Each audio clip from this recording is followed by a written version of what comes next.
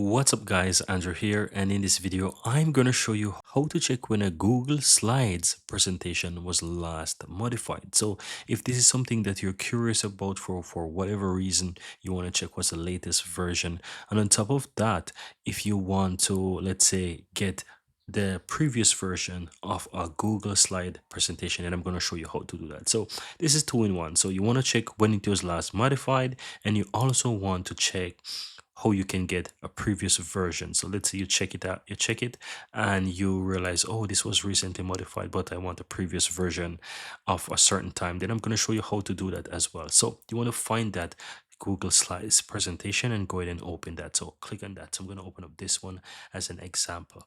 Now, once you open up that Google slide presentation, just go ahead and click on File from the menu option, and you want to go down to Details. Once you click on Details, you will see Modified, and it's going to show you the last modified. And if there's other people who are, let's say, have editing rights to this file, it will show either you, or it's going to show who last modified the file, right? So you'll be able to see that. You'll also see who owns it and who created it, but we're focusing on the last modified here, so it shows that this was last modified by me, right?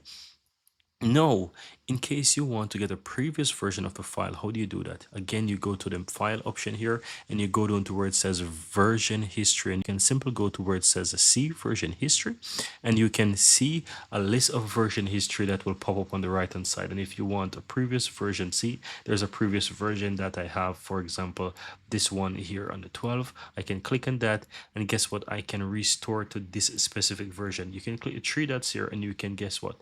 You can make a copy of this version, or you can restore to this version. So you can click and restore, click and restore again. So whichever option you choose, you can go ahead and you can get that version of the document. And that's it. Very easy and very simple, guys.